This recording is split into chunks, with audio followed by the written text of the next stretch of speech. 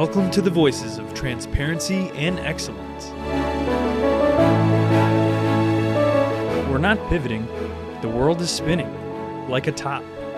Let's stop, figure things out, get some answers. Come with us on this ride. Warm regards, Rick and Judi.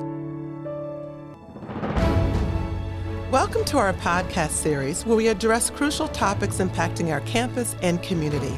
I'm Judi Clarke, and my co-host, Rick Gatteau, is out on assignment, so you just have me. In today's episode, we will explore the culture of Congress. We are joined here today by Vander Wielen, a professor of political science at Stony Brook University, and Czareena Dotchev, a senior strategist at the International Trademark Association, a Stony Brook alumni. Welcome to both of you. Thanks for having me. All right. So let's just start off with today. There's a government shutdown and there's polarization across the media. Can you tell us, in your view, your perspective, how are we viewing Congress as a public? Let's start with you, Czareena. Well, when I think about the public, I think about the members that I represent at my job at the International Trademark Association. So a lot of our members come from different areas of either marketing, brand protection, trademark protection, and some of them are attorneys and things like that. So they come to me and they have the same question that you asked. And oftentimes I have something that is an answer, but in this situation, I'm really paying attention to what's going on, kind of like everyone else is, and kind of keeping my finger on the pulse of what's going down in Washington, D.C. Ryan, from your perspective, what are you seeing? Well, I mean, in terms of polarization, we're at a record level of polarization, historically speaking, and it's culminating in this shutdown. And I think a lot of the public is looking at Congress and scratching their heads and wondering why it's such a hostile place. And I think that they're right to do that. You know, it is just to put it in broader terms, you know, Congress has never exactly been a warm and fuzzy place, right? I mean, we have a history of some unfortunate events of hostilities that have even trickled into fistfights on the floor. But, you know, the current Congress is marked by an unfortunate amount of hostility. You know, there are some recent studies that are showing that members are showing one another sort of heightened levels of disrespect. We've observers of Congress have seen this a lot lately, and so it's an unfortunate sequence of events.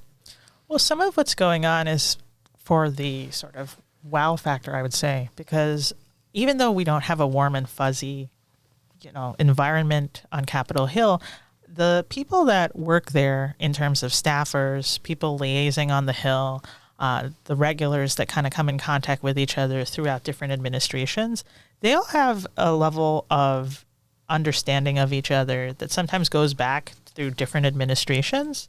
And I think that that's something that we can fall back upon, is that real human aspect of going to an event and seeing someone from, let's say, a different association or someone that you work with on different issues, and knowing them at a personal level. And even if, let's say, there is that outside heightened kind of like scary, the government is shut down, deep down inside, it's people trying to work on things and kind of really focus on issues. So some of the issues that I work on are intellectual property related. Mm-hmm. And that's been something where there has been, I guess, I say like a beacon of hope, in the sense that people can still talk about those issues and it's not hostile, and sometimes it's academic, and you could really deep dive and come up with legislation that is actually moving the ball forward, even if it's not necessarily, reopening the government or things like that. There is a glimmer of hope in areas where there are topics that people can compromise and still talk to each other in a way that we want to think about how Congress should be. Czareena, I appreciate that, because I think sometimes we look at, where we are right now, and we forget that there's a lot of things that are absolutely still relationship based, and it's people coming together and a way in which that was their whole platform as to why they were elected. So, Ryan, if we think of some of the unwritten rules or traditions or rituals of what shapes the members of Congress and their staff and how they actually get things done, how does it work in Congress? So, a lot of what gets done in Congress is actually getting done by staffers, right? So members of Congress have staff. They have an entire built-out legislative staff that does a lot of the meat and potatoes of legislating. And so, members often come into office with particular priorities. Those priorities are generally driven by their constituents. Then they hand over a lot of those priorities to staffers who then go forward with, writing legislation and interacting with one another, like Czareena saying.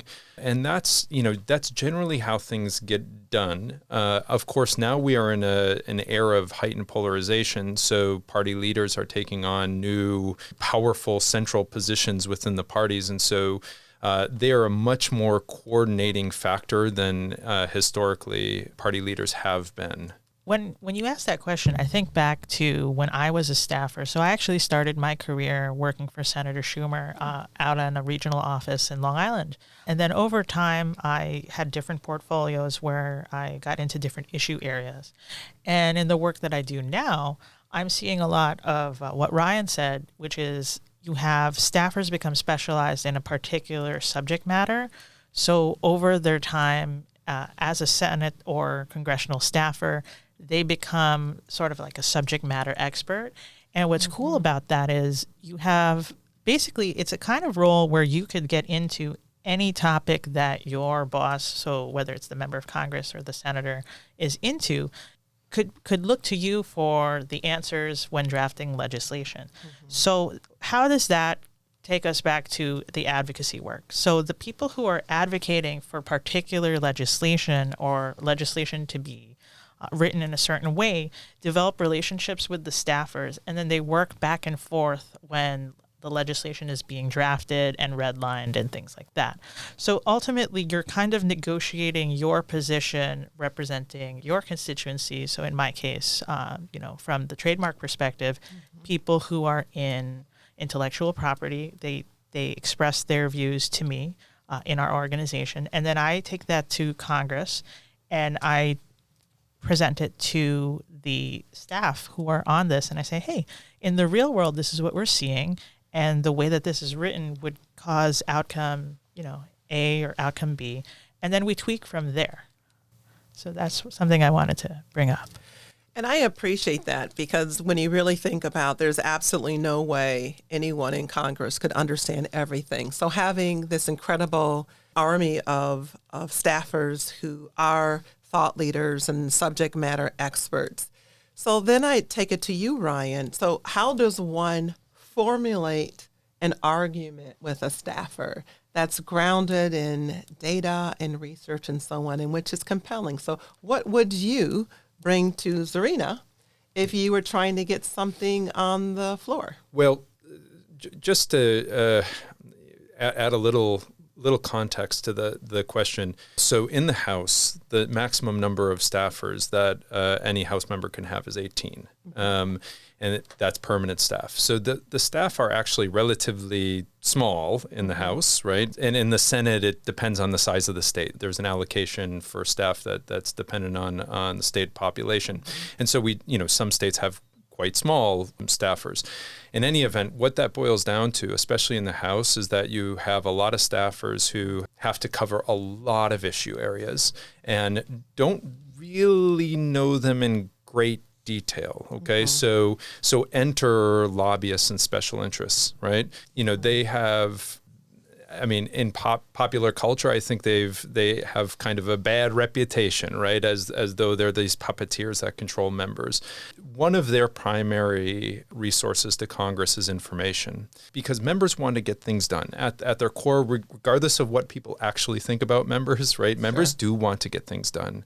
And it's difficult to do that. And so, staffers are looking for friendly lobbyists and interest groups that can provide them with this valuable information. And it is built on trust, right? So if lobbyists are misrepresenting information that an office becomes aware of that, they'll no longer have access. So it is this really symbiotic relationship that is one of staffers who are looking for this information and lobbyists who want to give faithful information to staffers in order to shape policy. I'm really glad that you brought up the size of the staff, because a lot of times there's this perception that there's just endless people and, enough hands to do all this work. And that's really not the case. And what we see is you'll have people wearing a lot of hats, and they're wearing so many hats that the relationship that the lobbyist or the advocacy group has with the staffer is based off of the history of, let's say, the trust and the establishment of that organization. So it's really important that they know to go to you for commentary or background information. And that goes back to, like you were saying, if somebody has a history of not being so, above board with what they're doing, they're not going to have a very long career, working with Congress, because the second that trust is depleted, they're going to turn to someone else and turn to them for the information. So it's really back to that relationship building aspect. That's really important in making sure that you are the go-to place and the go-to voice to bring the accurate, factual information from what's actually happening in the real world. I like to say that I've seen that happen, and the bad actors kind of they will weed themselves out through their behaviors. I wonder if you can expound a little bit, being a senior strategist and a former staffer. Can you tell us a little bit about some of your interactions with lobbyists? Sure. So when I think about my interactions with lobbyists, I think about some of the events that we go to, and a lot of times the events are sort of feel like they're socialization. And so how do we imagine that? So imagine you're going and it's almost like, let's all sit around a table and have a meal together. And then we're going to go around the table. Everyone's going to say something about themselves, their advocacy group. So in my case, I'd be talking about things like trademarks, intellectual property, and things focused on that. But also I'm bringing in some of my personality. So, sometimes when you're having a dinner conversation, you just kind of are having a lighthearted chat to kind of establish a good rapport with the people that you're with. And then through the course of that, you'll bounce off ideas off of the other people that are there.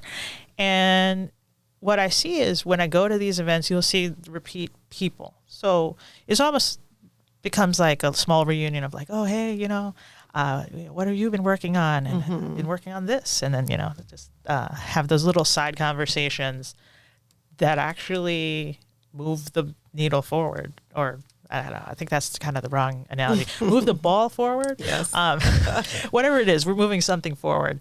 And then at the end, you realize like, oh, wow, I just, ate my dinner, talked about some in-depth stuff, picked up some ideas from other people, and now I'm going to report this back to my constituency. And then what do? We send up a follow-up. So from that one meeting, the follow-ups are either over email or further meetings that you have, substance and, not so much on the social, let's try to bounce ideas, but more kind of deep dives. Thank you.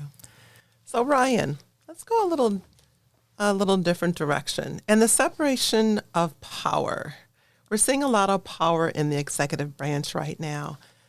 Can you give us a little perspective of, will checks and balances prevail, or what are some of the impetus to what we typically see related to checks and balance of power? Well, I wish I knew the answer to that question, whether or not they'll prevail. But what I can say is that political scientists have been concerned about this for decades. Yeah.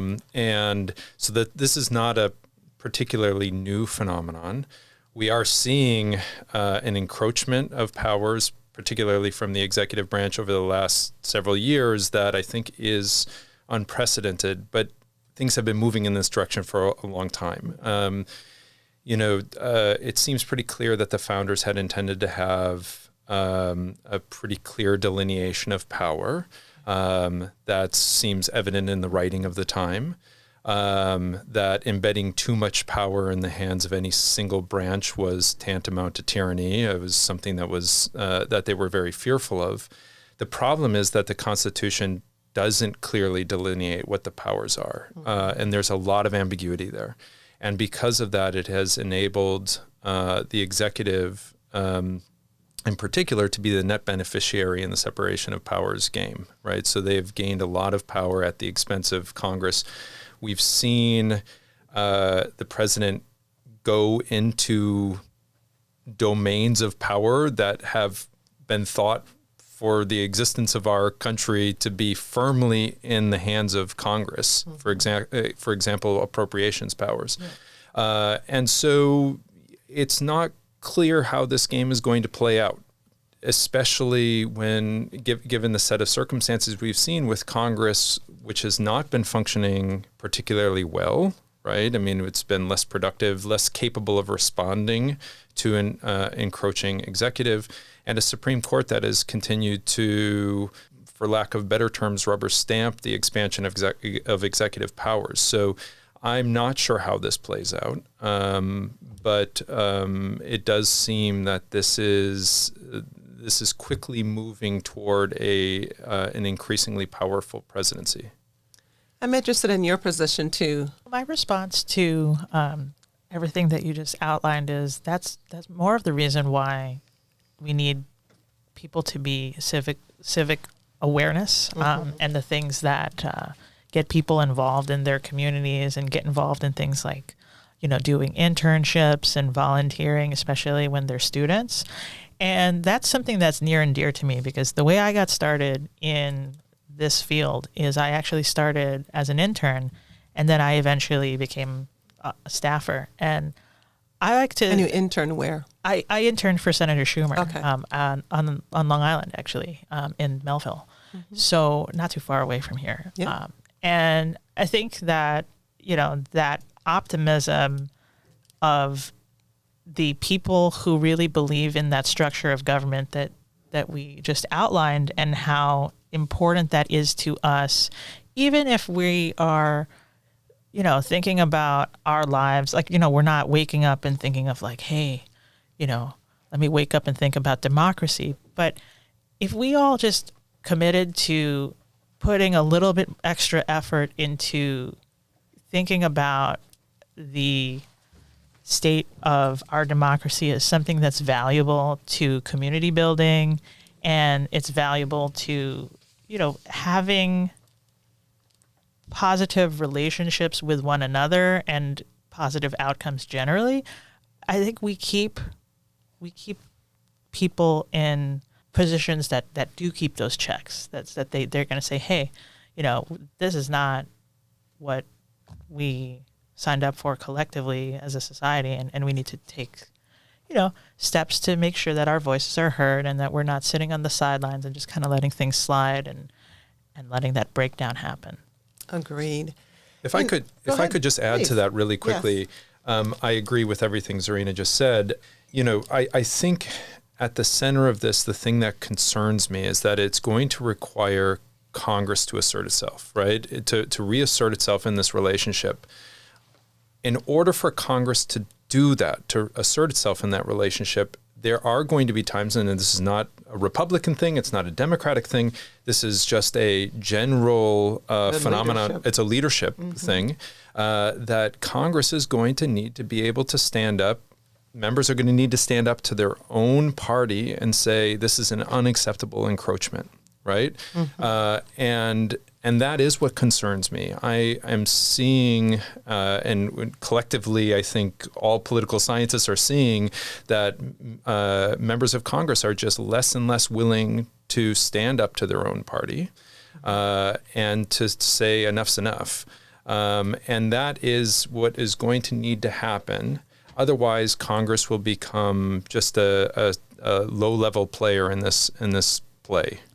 And it's interesting when you listen to the political pundits and they have these one-on-one conversations with members of Congress and in leadership, you'll hear kind of this individual report that we're more aligned than we are separated. But then when it comes to the public and the vote, you see something that looks a little bit different. So go ahead. To add one more thing. So this reminded me of this, basically a tally that occurs in congressional offices of how many calls on each issue did we receive per day that gets reported back. And it really comes back to, as a society, the constituents control the member of Congress. And I think we're forgetting that is what's supposed to happen. So if the constituents don't want something, they need to push back. They need to call. They need to make their voices heard. And if we're actively doing that, that gives the member of Congress more, confidence to kind of push back to their party and say, hey, there might be something that we want to be doing a certain thing on, but my constituents are saying, no, we are not going to do that. And if we have that across the board, then we'll be able to, have that healthy, even if it's something hard to take a position on, they have that empowered, I can take this position because I'm going to go back to my constituents and tell them, hey, I represent you, and this is what you've asked me to do, and that's what I'm going to stick to. And if that's not the case, then we vote them out of office and we get another congressperson that can do that better. I think it's, and I actually have been a public official. And one of the things that was most challenging is what the constituents are asking and then navigating the relationship so that, anything that happens, you have to count your votes. So it's not as simple as maybe sometimes what your constituents want you to do, which should absolutely be your driving factor because they're the one that puts you in office. There's a complexity to party lines and relationship, quid pro quo, and so on. Let's start with you, Ryan. Can you talk a little bit about, let's give a little empathy to our congressional members. It's a hard job. It is not an easy job. So can you talk a little bit about, what the demands of your constituents are? What does it mean on party lines? What does it mean with relationships? What does it mean for quid pro quo? That's such a great question. I think that would take us an entire semester to talk through all the details of. Yeah. I mean, it is a very complicated thing. I mean, I will start off by saying, so I worked for a House rep as well. And he worked all day. I mean, he came in early, left super, super late, and then was back and forth to the district. So they work hard. Yes. And I do believe that they are earnest in trying to carry out the wishes of the public. It is a complicated thing, though, because one, we all think that members of Congress can run polls constantly and understand exactly what constituents want. That's not the reality, right? The reality is that a lot of it's guesswork. They don't really know what, the modal constituent wants. They're relying on communication from constituencies. And, who's loudest in a constituency is not always who's most representative. So this is a problem as well. So how constituents get their information? There's very reliable sources, and there's a plethora of resources on social media. And I know there's a phenomena called effective polarization. I would love to hear from both of you your perspective of what does that look like now, and how is that presenting across the public? So affective polarization, which is at historic highs right now, is basically this idea that you think members of the other party lack desirable traits like honesty and patriotism and these other traits. And at the end of the day, what we have learned about affective polarization is it ultimately leads to people thinking about the other party in less human ways, which sets the stage for some of the awful things that we've observed in recent history, like violence. Where exactly that comes from, we don't know. I mean, clearly the media plays a role in that, right? By feeding in, especially certain outlets, by feeding into fears of the other party or anger toward the other party. And also elites play a role in this as well, because they know that the more that they can gin up these kinds of emotions, the more that voters will look to them for direction. Mm-hmm. Yeah. That makes me think about this concept of, when people say us versus them or othering a group. And it's very problematic when we have that kind of behavior, because there is no us versus them. We're all in this together. And without that kind of taking it back to the humanity that, everybody in Congress is a human being. Every staffer is a human being. Every constituent is a human. So if we can just kind of simplify it back to we're people, we're trying to work on something together, and we may not see eye to eye on something, but we have to talk to each other, and we have to understand that the conversation, while it might be, a heated argument, can't escalate to the point where I no longer see you as a person. And I think that's something that we all need to work on. I don't know that I have the answer on how we fix that, because it's not like a big swooping type of thing. It kind of comes back to everybody remembering that in the interactions that they have with one another, whether that be, interactions lobbying in Congress, or interactions on the street, and, coming in contact with your fellow person, and really remembering that we're all better off if we approach it from a calm, respectful way. So with the othering and framing it like a strategy and dehumanizing individuals, I feel, and I'm saying I feel like that is what is inciting some of the violence against some of our political leaders, because if I don't see you as human and you're not aligned with my core values, I eliminate you. I wonder what your thoughts are on that. I had a political science professor tell the whole class that, like, one man's freedom fighter is another man's terrorist. And, it's kind of the dark side of things. Like, I try to keep everything on the positive, that we can all work something out and work together.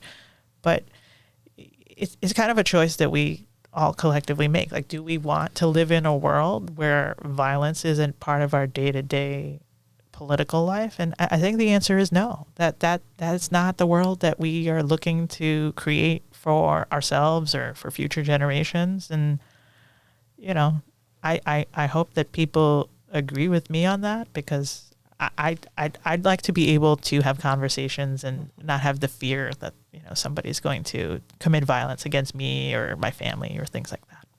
Ryan? Yeah, I mean, yes, I think that dehumanization is a necessary condition for the types of things that we're seeing for violence. It is I think to put things back into sort of the electoral space, it's a very slippery slope that we've seen, which I think starts primarily because of the competitiveness of control of Congress, right? So for much of the 20th century, there was no real competition for who was going to control the chambers of Congress, right? I mean, it was going to be Democratic control, and that was thought to be like, unmovable until the 1990s, the mid-1990s. And then onward, almost every single congressional election is a coin flip for who controls Congress. And this has led members of Congress to start speaking in terms of wins and losses and in terms of this really sort of competitive language where there's blame and harsh language toward the other side. And it's really hard to reverse that. It is a slippery slope, and it has clearly gone too far, and it has resulted in things like violence, which is unacceptable under any circumstances and antithetical to democracy. I want to advocate for our congressional representatives. It's a 24-hour job. And at any given time, you're always a congressional representative. So whether you're in the bathroom stall, whether you're at the movies, you're at the restaurant, I mean, you're always a public official. And it is not easy. They're trying to do the best public policy they can do with the information that they have and the complexity of making that decision. So if we could just end on very quickly, you talked a little bit earlier, Czareena, about, civil awareness and civil engagement. Can you talk a little bit about how students would get into this work, like the internship and so on? So students can get into the work. Number one thing is internships. If there's a candidate that is of interest to them that's running for office, that's not necessarily in office yet, volunteering for a campaign is very good. Getting involved in understanding certain issue areas is also good. So if there's an organization that advocates for a particular area that is interesting to them, they can really learn a lot about the area and then become part of the groups that do the advocacy. So when I was at Senator Schumer's office, I would take meetings with groups of constituents that got together on different types of topics. So the one that comes to mind is something like, arthritis research. And it might seem like, how would something like that be related to public policy and advocacy? Well, if it's something that you're experiencing personally or you have a connection to because you want to work on it, you want to research it, you want to get into that field, there's also that component of becoming the expert and then becoming the voice that is turned to by the members of Congress. And you could build a career in that. And that's something that I've been trying to do over the years. And, so that's what I would say. And Ryan, you're an academic. So what is, if there was one course that you would make mandatory for a course for students and a mandatory professional development for our faculty and staff, what course would that be? I'm going to advocate for political science, but yes. I mean, I think Introduction to American Politics is the course. It's very important that we, as an engaged citizenry, understand our government. Right. It's often very easy for people to become skeptical about American politics and maybe even disengaged as a result of it. So it's really important that we understand how we can exert influence and how our government works. And so that I think that's an absolutely critical class for everyone to take. Well, thank you to both Ryan and Czareena for sharing your insight and expertise today. We hope our listeners find these discussions informative and empowering as we navigate these times together. Thank you again to our guests for their incredible, valuable contributions. And we will have a follow-up podcast at some time. I like that idea. And join us again for next week's episode. We will dive into health and vaccines. For now, I'm Judi Brown Clarke, and thank you for tuning in.